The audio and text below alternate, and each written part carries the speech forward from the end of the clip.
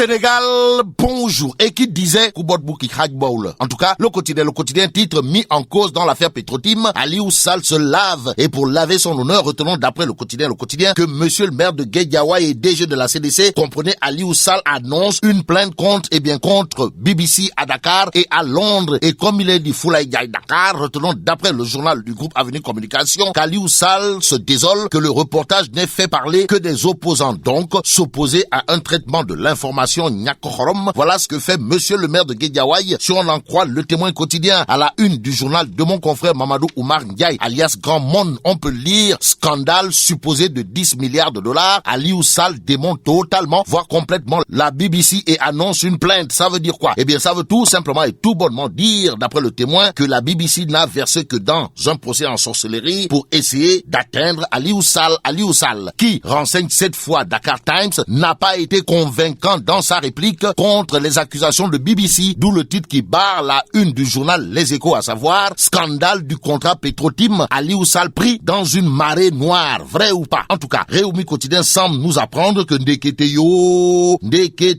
les révélations de BBC sur le gaz, c'est du sabar pot et même des warou pitch. Pourquoi? Eh bien, parce qu'en réalité des réalités, Aliou Sall est blanc comme neige, d'après le quotidien Réumi. Et Vox Populi de souligner les touille signé Aliou Sall, alias chef de desk, à savoir, je n'ai jamais au grand jamais reçu un quelconque paiement de la part de Timis Corporation. Et pour rabattre le caquet de ceux qui interviennent dans le reportage de la BBC, Aliou Sall a, d'après Vox Populi, dit à haute et intelligible voix, billahi, wallahi, watallahi, mon salaire de 25 000 dollars injustement révélé n'est en rien illégal. Donc, c'est en toute légalité que Sawai a travaillé pour mériter salaire au regard de ce que nous livre l'As quotidien. Dans les colonnes du journal, il est question d'une déclaration parmi les déclarations d'Aliou Sall qui dira « Je suis prêt à répondre à une commission d'enquête ». En attendant, l'As quotidien de révéler à sa une, Sali, Aliou se lave à grande eau. Et ce qui coule de source, d'après le Soleil quotidien, gravite autour de ces faits révélés par Aliou Sall qui démonte les accusations diaboliques de BBC. D'où la déclaration aux allures de déculotté infligée à la BBC signée Aliou Sall, à savoir « J'avais informé l'OFNAC depuis 2013 ». Ça veut dire quoi? Eh bien, ça veut dire que tous ceux qui ont parlé dans l'élément de la BBC et la BBC elle-même doivent se taire et se terrer, et pour taire et faire taire les adeptes du Waroupik, source à titre, accusés dans divers domaines, démenti assourdissant. Pour l'instant, retenons d'après Vox Populi que monsieur le ministre du pétrole, en l'occurrence Mohamedou Makhtar Cissé, considère qu'il n'y a rien et absolument rien à cacher sur cette question éminemment nationale du pétrole et du gaz. Et pour mettre les pleins gaz dans son département ministériel, le Témoin quotidien parle de contenu local, histoire d'informer que Mohamedou Makhtar Cissé annonce une concertation fin juin, début juillet. En attendant, restons avec le Témoin quotidien pour terminer. Le journal d'indiquer Ramadan, rué vers le Mouroumkor et la zakat sur revenu, Dakar en état d'urgence sociale. En d'autres termes, renseigne le Témoin quotidien, nous avons évolué de l'exode rural à l'exode social. Et là, mais la tidong de woy funu jamati. Bon, vive le Sénégal.